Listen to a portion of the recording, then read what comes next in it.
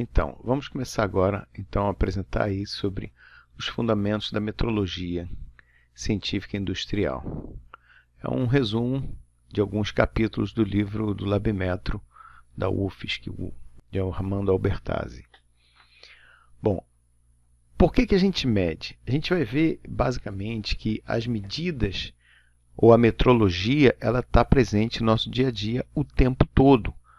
Então a gente vai produzir uma peça, a gente mede a velocidade do carro ou da bicicleta que a gente está, a quantidade de leite, mesmo que eu compre o litro ou quanto que eu vou botar numa xícara, a gente já começa de manhã pensando na questão da metrologia, a hora que eu vou despertar, quanto de combustível que eu vou colocar no carro ou na moto, né?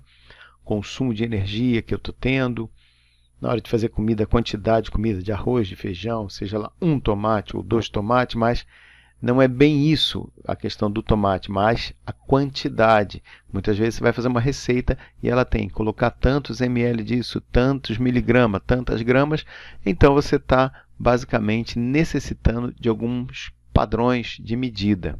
Você vai comprar uma lâmpada, você tem lá a potência dessa lâmpada, você quer comprar uma roupa, um calçado, uma calça, seja lá o que for, tem também um padrão para isso, para que não fique nem grande nem pequeno, você já tem um parâmetro. O tempo de cozimento de legumes, né? Mas pode ser também uma receita lá para química, para você fazer cor, você precisa ter um tempo de cozimento lá, o corante, né, para você botar na roupa, o corante para botar na comida, tudo isso você também tem que ter a questão do tempo, da temperatura bem aferido. A temperatura da geladeira, do ar-condicionado, quanto que é a rotação daquele motor, se ele gira mais lento, se ele gira mais rápido. Eu quero comprar um peixe, veja, coisinhas básicas que estão no nosso dia a dia, isso aqui é só, digamos assim, a ponta do iceberg, mas o dia inteiro, o nosso dia todo está envolvendo ou está envolvido com a metrologia. Então, tem uma importância grandiosa na medição. O que é o medir, né? O conhecimento amplo e satisfatório sobre um processo ou um fenômeno somente existirá quando for possível medi-lo e expressá-lo através de números. Então, não adianta falar um pouco de arroz. Eu quero uma quantidade, meio quilo, 200 gramas, sei lá, ó, vamos encher esse potinho aqui que tem tal volume quando ele está cru. Então, tudo isso eu tenho uma quantidade, eu tenho números. Até mesmo para fazer um prato, eu tenho que saber qual é a quantidade de comida que eu vou colocar naquele prato, para ver se eu posso vender e até mesmo fazer uma ficha técnica desse prato. Continuando, como é que a gente trabalha com a medida? Então, nós temos ali, deixa eu puxar todo ele aqui e vamos lá. O mensurando é uma parte do que eu vou medir. Então, aqui eu tenho, basicamente, eu tenho basicamente aqui uma peça e eu vou medir esta lateral da peça. Esta lateral é o meu mensurando. Para medir este mensurando, eu utilizo um instrumento de medição. E aqui temos a unidade dele. São 2,4 unidades. Não sei qual unidade. Normalmente a gente vai pensar assim, a unidade dele é milímetro ou centímetro. Aqui não está dizendo, pode ser polegada, pode ser uma outra unidade. Mas vamos entender que medida tem que ter número e unidade. A medida tem número e unidade, é feito por um instrumento de medida e ele é feito por medido um mensurando, que é alguma coisa do meu objeto que eu quero conhecer. Tá? Tem a indicação de 2,4 unidades e assim foi. Isso foi um tipo de medição. Outro tipo de medição, que a gente chama de medição indireta, né? Temos ali um automóvel e vamos ver, por exemplo, a velocidade deste automóvel. Eu não meço a velocidade dele diretamente, como no caso anterior, eu estava medindo a lateral daquele pedacinho ali de madeira, daquele objeto. Aqui eu vou fazer uma outra medida, eu vou ter que fazer uma aferição de instrumentos. Então, eu não posso medir a velocidade dele direto. O que eu vou medir? Eu tenho ali um geradorzinho, que conforme ele vai girando, ele gera uma tensão de 5,3 volts. E eu tenho uma constante no meu sistema de medição, que é 15 km por hora para cada volts. Logo, isso vai me indicar que eu estou 80 km por hora. Então veja que neste caso é um tipo de medição de velocidade, outros vão contar o giro do motor, outros vão contar o giro da roda. Tem gente que tem na bicicleta um equipamentozinho que mede ali o giro da roda, de acordo com o raio que ele está, ele consegue ver a velocidade, ou seja, medir a velocidade. Mas no fundo ele não está medindo a velocidade, senão que a quantidade de giros que aquele objeto está dando na roda de bicicleta. Basicamente, o que é medir? Medir é a gente comparar com alguma coisa, ou seja, é um processo experimental. Ninguém mede teoricamente, é um processo experimental, através do qual um valor momentâneo. Por que momentâneo? Porque esse valor pode mudar. A temperatura muda, o comprimento de um corpo muda, quem já estudou dilatação sabe disso. Tá? Então, voltamos. Medir é um processo experimental através do qual o valor momentâneo de uma grandeza física, nem vou dizer o que é grandeza física, é determinado como um múltiplo e ou submúltiplo, ou seja, uma fração, né, de uma determinada unidade, estabelecida por um padrão e reconhecida internacionalmente. Gravem isso, que isso aqui vai voltar mais à frente. Como eu falei, algumas definições. Mensurando é o objeto da medição, é a grandeza específica submetida à medição. Não é o objeto em si, mas o objeto do qual estou medindo, que pode ser comprimento, largura, altura. Indicação é o valor de uma grandeza fornecida por um sistema de medição. Indicação direta é o número mostrado pelo sistema de medição. A indicação direta pode ou não ser apresentada na unidade do mensurando. Aqui já mostrando a medição indireta. A medição direta dele é a tensão, mas o que eu estou medindo, que é a minha indicação ali, é uma medição do tipo indireta. Meu mensurando é a velocidade. Para que a gente mede, então? A gente mede para monitorar, observar passivamente grandezas. Como assim? Tem coisas que eu só posso estar monitorando, batimentos cardíacos, por exemplo. Mas eu posso controlar, observar, comparar, agir e manter dentro das especificações. Eu estou produzindo uma peça e constantemente eu estou medindo. Se aquela peça não estiver legal, eu tenho que trazer ela para o meu padrão. Eu posso medir para investigar, descobrir uma nova constante, formular alguma coisa nova, explicar algo que é novo. Compra e venda de produtos e serviços. Então, quando a gente está medindo, a gente também pode estar exercendo a questão do comércio. Por exemplo, você não tem como cobrar da água se não tiver uma medida, não tem como cobrar energia elétrica e etc. se você não estiver medindo. Sinais vitais, você mede, em alguns casos você pode monitorar e controlar, em alguns casos não há muito o que fazer. A atividade desportiva, o desempenho dos atletas, você pode medir e ir melhorando ele. Mas tem coisas que a gente só consegue monitorar, só observar. Por exemplo, as condições do clima, do tempo.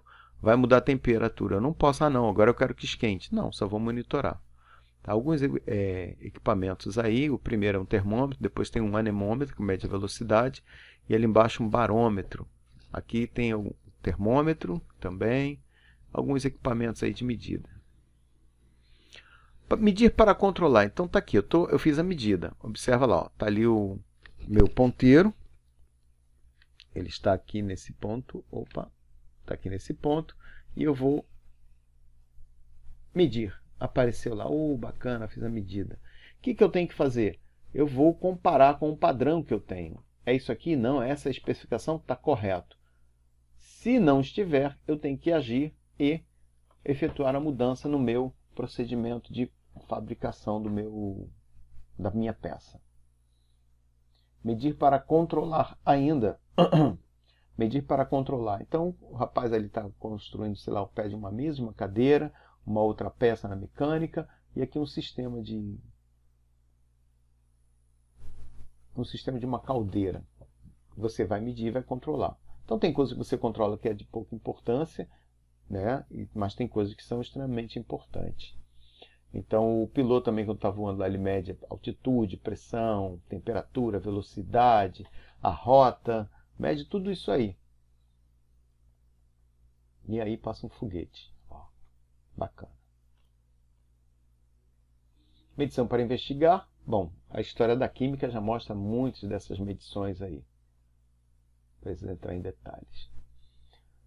Pequenas diferenças nas medidas podem levar a conclusões completamente diferentes. Veremos isso mais adiante um pouquinho. Eu falei para vocês no experimento do pêndulo. Compreender algumas constantes físicas, né? A gente pode dominar algumas coisas, algum processo, por exemplo, know-how, e podemos evoluir também. Bom, vamos para frente, inovar. Elementos da inovação tecnológica. Você tem uma ideia e aí você vai transformar essa ideia num produto. Nesse meio daí você tem uma pesquisa, você tem ensaio, prototipagem, tem várias coisas que você está acontecendo aí no meio. E eu pergunto, onde desses pontos que aí estão, você tem a metrologia, onde ela entra? Na pesquisa aplicada, no processo de fabricação, vocês estão vendo os ensaios, prototipagem, desenvolvimento e vai tocando. Tudo isso está relacionado com a volta aqui, com a metrologia. Porém, a questão do design também você deve medir. Não a questão abstrata, mas quando você vai produzir em massa, o design tem que estar igual, né? O próprio design ele pode participar de uma pesquisa que é medido. Tá? E na hora do patenteamento, o documento não, mas dentro do documento tem que ter as medidas, as especificações técnicas. Então você vê que em tudo tem a metrologia. Errar é inevitável. Medições geram erros. Sempre tem erro em medição. Erro da medição não quer dizer que a medição está errada. Então você tem o mensurando, você tem um sistema de medição e ele vai te dar uma indicação. E aí, onde pode gerar erro? Imperfeição do seu sistema de medição? Pode gerar erro. O procedimento, como você está medindo, a metodologia que você usa, pode te gerar erro. Condições ambientais você não pode muitas vezes controlar, vai te gerar erro. A má definição do teu mensurando, às vezes é um pouquinho torto, ele é rugoso, tem algumas imperfeições que vai te dar uma certa confiabilidade. Eu confio até aqui, daqui para lá eu não posso mais confiar nessa medida. Muito importante, influência do operador. Isso tudo gera mais ou menos erros. É a tal da incerteza de medição. No processo de medição, temos o sistema de medição, o procedimento, as condições ambientais, definição do mensurando, o operador e o resultado da medição. Então veja que todos esses assuntos, aí, todos esses pontos vão influenciar no resultado da medição. O mais importante que eu vejo é a questão do operador, quando a gente está manuseando o equipamento. Muitas vezes a gente provoca muitos erros ali. Resultado da medição. Então, meu mensurando, dentro do meu sistema de medição, ele vai me dar uma indicação. Resultado de base, está ali, o meu RB. E aí, ele tem uma incerteza de medição para mais e para menos, que ela pode ser maior ou menor, de acordo com o equipamento que eu uso, de acordo com a metodologia, de acordo com... Isso aí me dá a confiabilidade na medida. E ali o VV, valor verdadeiro. Quanto melhor a minha medição, mais próximo eu chego do meu valor verdadeiro. Não necessariamente tem que estar em cima. O resultado da medição, então, vai ser o quê? O resultado da medição vai ser o resultado base, mais ou menos a incerteza de medição. Voltamos lá, resultado base aqui, e a incerteza de medição é mais ou menos. Então, eu achei aqui um valor, vamos supor que aqui é 10, mas a minha medida mesmo seria 11. Mas eu tenho uma tolerância de 2 para lá e 2 para cá. Pode ser, é só um exemplo. Vamos ver isso mais tarde de novo em medidas. Está aqui. Então, toda vez que a gente for escrever agora um resultado, o meu resultado da medição é um valor, mais ou menos essa incerteza de medição e, importantíssimo, unidade. Não existe mais medida sem unidade, gente. Importante. Resultado base é a estimativa do valor do mensurando, que acredita-se mais se aproxime do seu valor verdadeiro. Veja que não é necessário que ele seja exatamente aquele valor que a gente esperava, mas ele tem que estar muito próximo. A ideia é que a minha incerteza de medição me dê a confiabilidade da medida. Quanto mais correto eu fizer a medida, menor a incerteza de medição. Quanto melhor equipamento que eu use, melhor a incerteza de medição. Incerteza de medição é o tamanho da faixa simétrica centrada em torno do resultado base, que delimita a faixa onde situam as dúvidas associadas à medição. Incerteza de medição, basicamente. Bom, isso é bacana.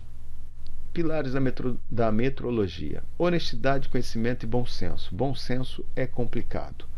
Então, a gente tem que primeiro trabalhar usando a melhor metodologia possível. Quando a gente vai fazer leitura de um paquímetro, de um micrômetro, de um densímetro, olhar corretamente, assim como nas práticas tem ensinado vocês.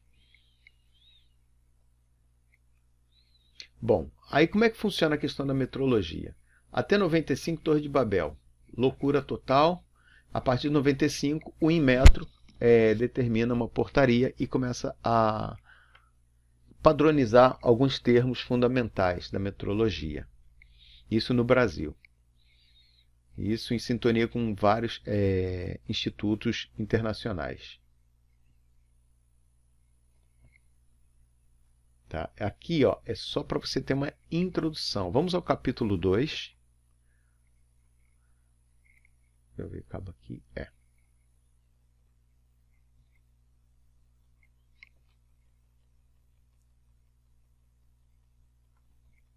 E passei tudo. Tá.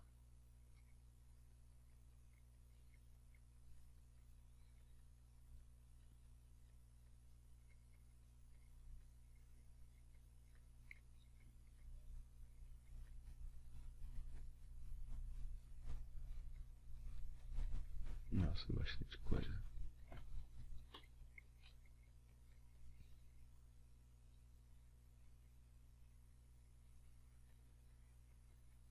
Nossa, passei isso tudo já.